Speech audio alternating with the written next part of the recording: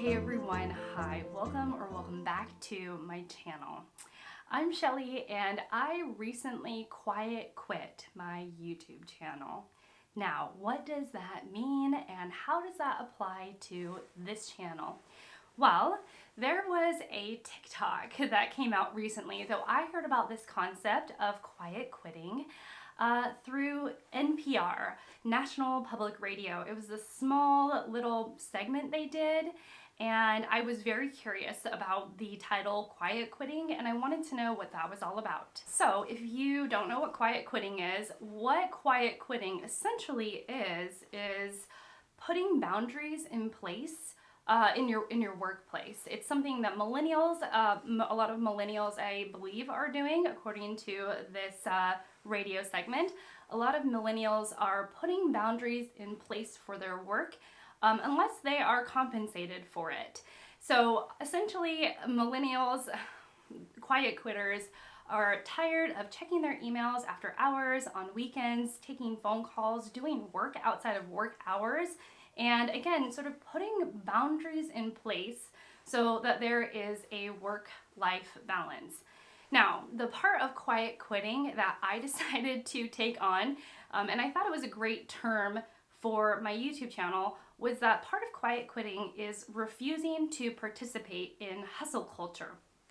And that this idea, the hustle culture, the way that I'm defining it, the way that I know it as, is that monetizing anything and everything you are doing, that even your hobby can be a side hustle, can bring in some money. So let's get into kind of the nitty gritty of this. In order to monetize your channel on BookTube or on YouTube, in any YouTube channel, there are two metrics that the creator must hit.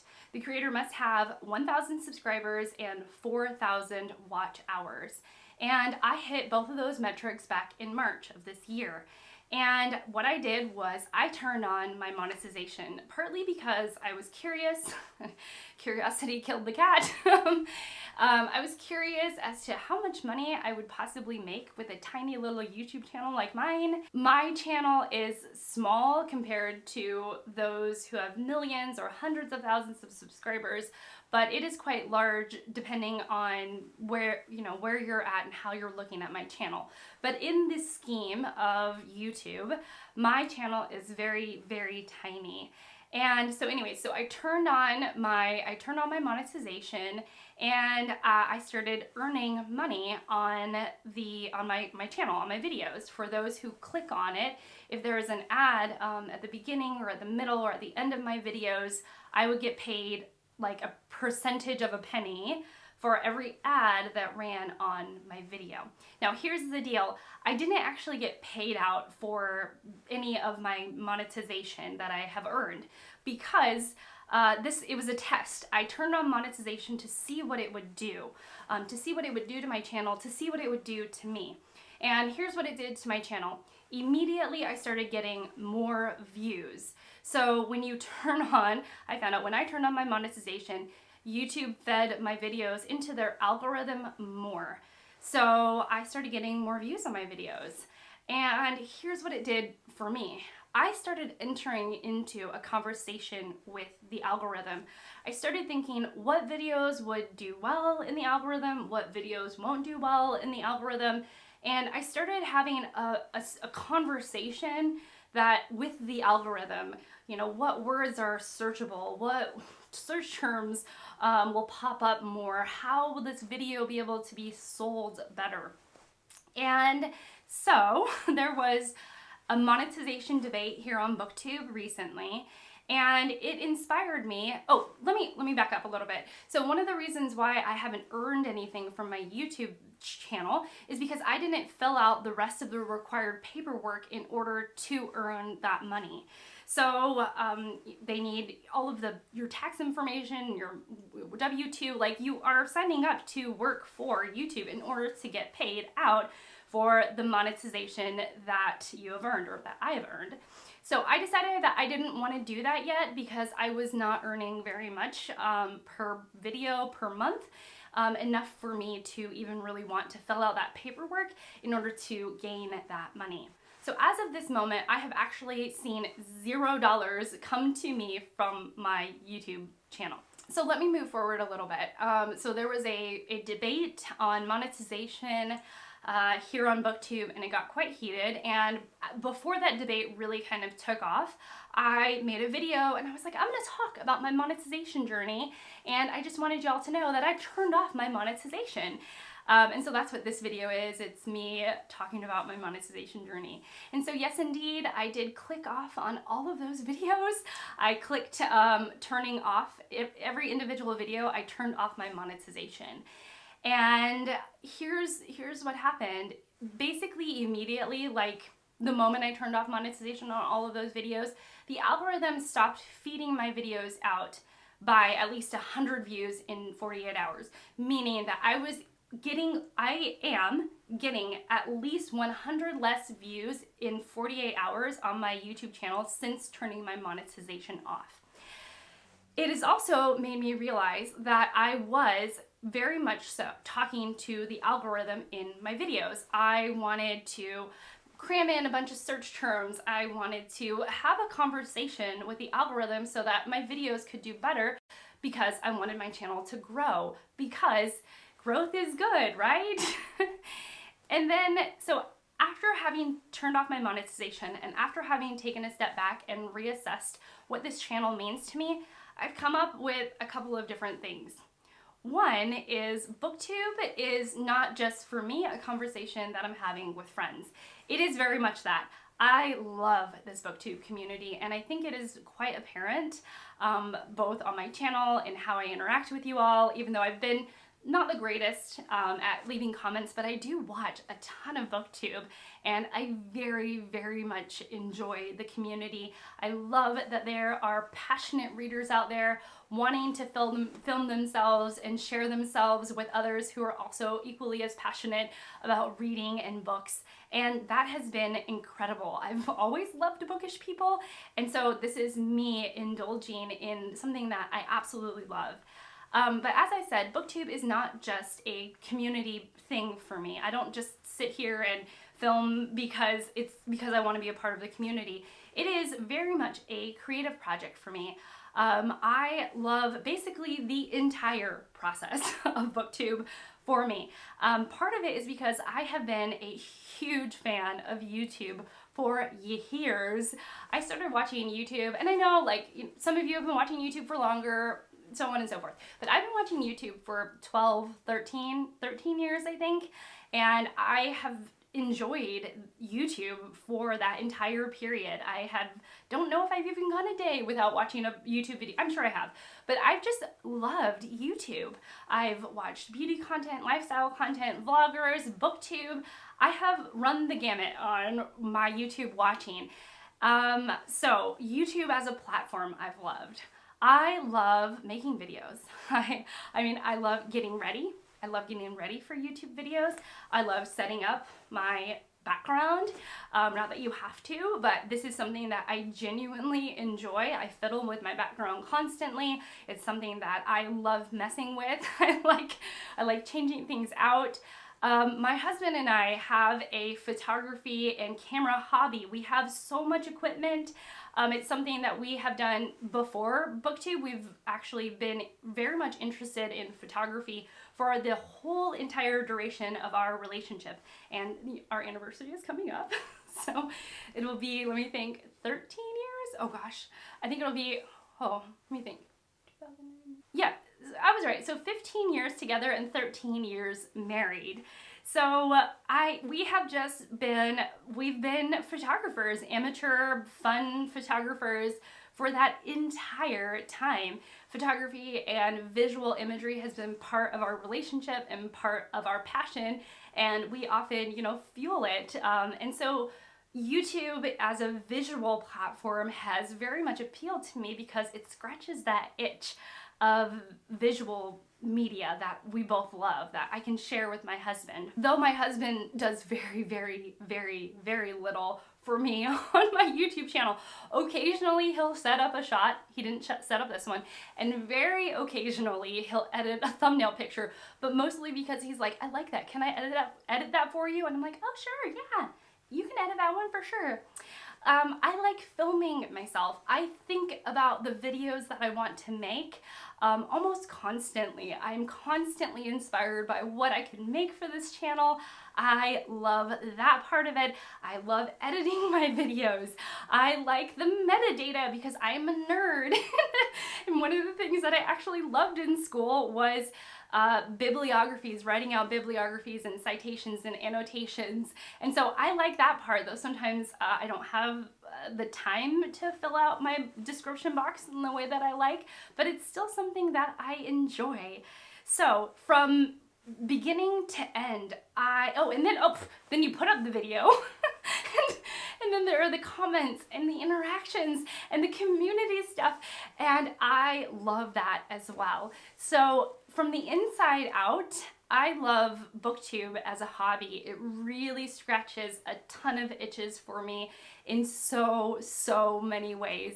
I almost find none of the process tedious at all.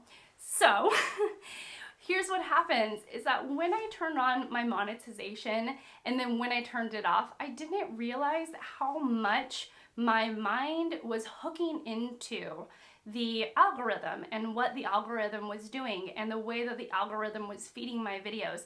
And then at the, the earnings on it, even though the money really wasn't a part of it, it's just another metric that I could keep track of in order to define success for me. But really my success is the enjoyment of this hobby, which is all of this. It's everything. And then it's sort of the icing on top is when a video does do well. Like, that's so cool when people out there can see what you're doing and and they enjoy it too, right? Like that's a lot of fun. But what I didn't realize was that I was really entering a dialogue with the algorithm that started to affect the way that I was creating videos and the approach that I was doing to my videos. I wanted to make a lot of videos. I wanted to keep them coming out. I wanted to know if they would perform well. And a lot of this was very subconscious. And it wasn't until I turned my monetization off did I realize that that mindset had really grown and that the algorithm was really gripping my decision making and my mental process in this wonderful and incredible hobby for me. So also I wanted to talk about money. Money is a weird thing. So here, the algorithm tells you how much one has earned on a video. So I'm going to actually use one of the videos that has done quite well and that I'm very proud of. And it is the 10 best illustrated picture books according to the New York Times and the New York Public Library. This was a video that I did in December. It has about 2,800 views. For half of the time it wasn't monetized, and for half of the time it was, and then now it's not monetized anymore. So from December to March it was not monetized, and then of course it got monetized with all of my videos, and then a month ago I turned the monetization off for all of my videos, so for that video as well. According to my earnings, I have earned $6.38 on that video, and there's a part of me that's like, yay, I earned $6.38 on the video. However, what the algorithm doesn't tell you, and that's something that and actually I forget about it when I look at that earnings or when I look at the metrics, is all of the time and the money that I put in making that video. So I bought 2 of those picture books because I was really invested in doing this video top to bottom with all 10 books. And so I bought 2 of those books. And children's books run about $16 or more each. So let's say it was $16. So I spent $32 on the contents of that video. Then I spent, let's say, an hour reading the picture books and another hour compiling thoughts and notes and what I was going to say, because again, I was very invested in doing the video justice and I wanted to make it as best as I could. So let's just say I spent about 2 hours doing that.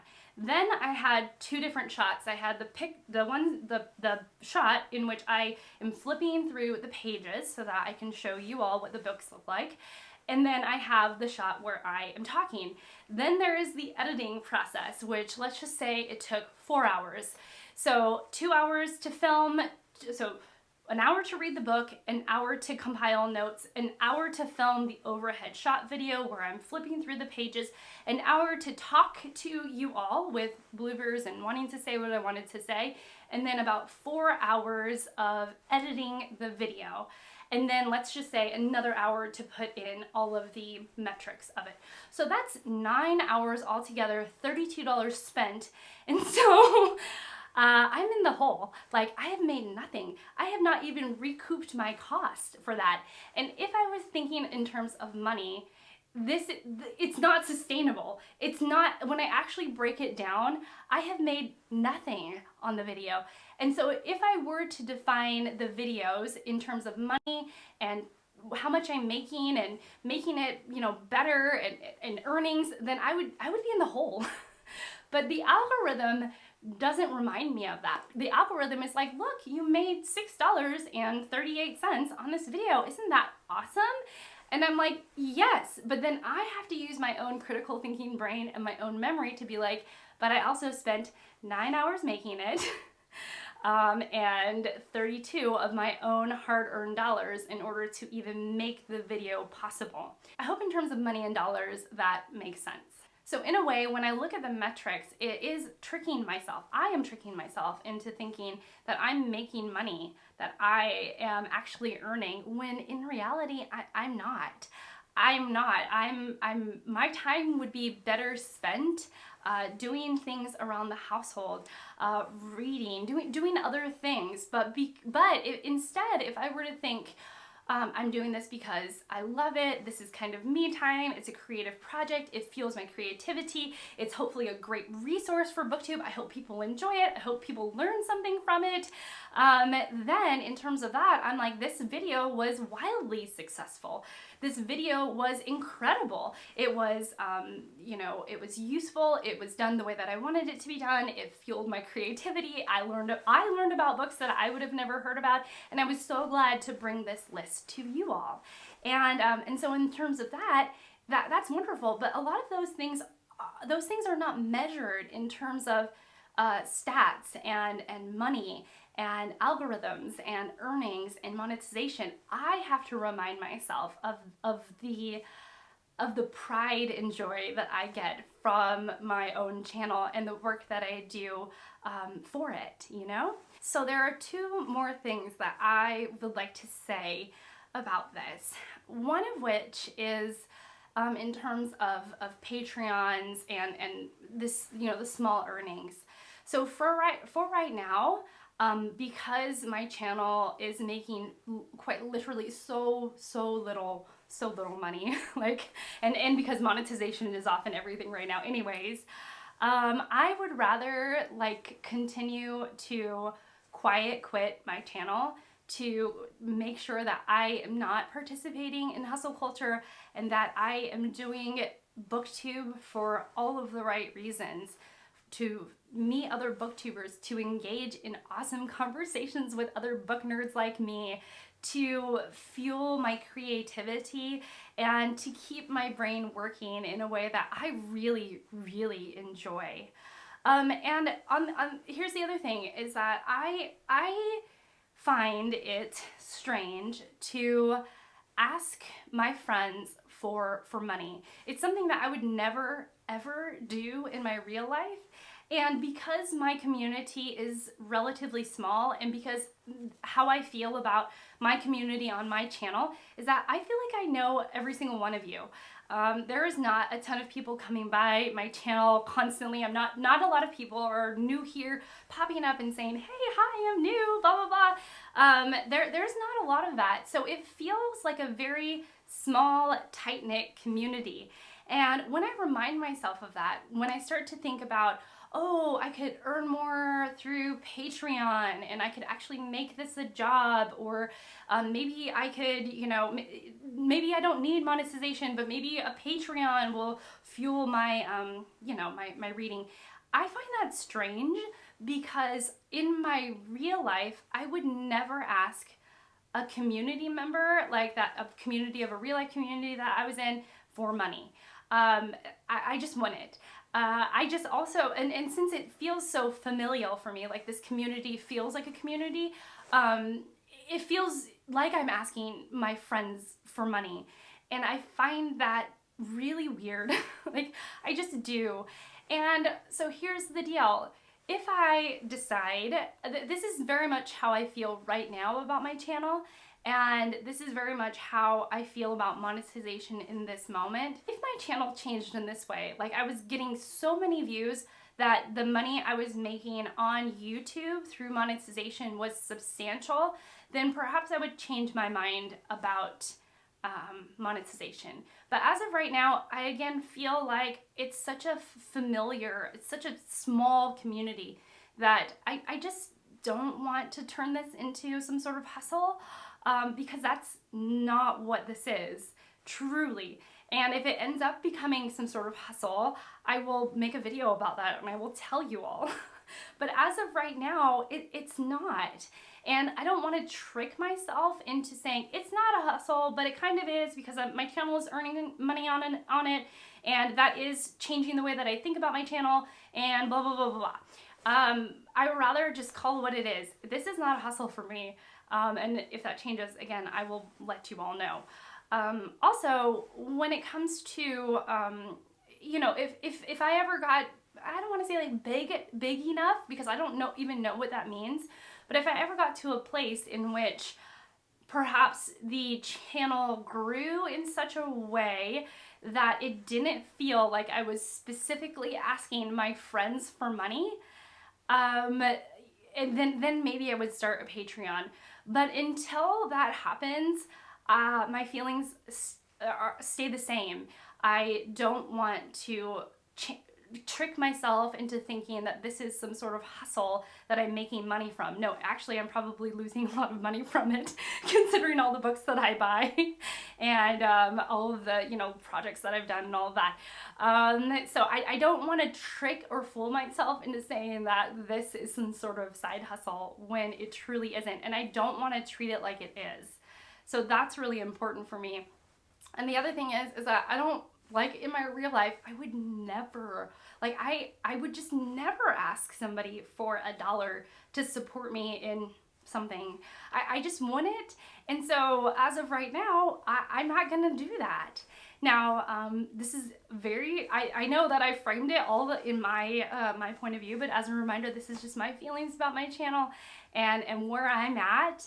And I wanted to make sure that I came on here and talked about my quiet quitting of my YouTube channel, because I think it's important. And I think it's important for me to articulate with myself and to be open and honest with you all about money and where my channel has been and where it's at now. And yeah, that's really it. So with all of that said, I've been thinking about this video for weeks and trying to figure out what I wanted to say. And yeah, I think I've said what I wanted to say about it. So thank you so much for watching. Thank you so much for being here. Please be kind in the comments, and I will see you all in my next one. Bye, guys.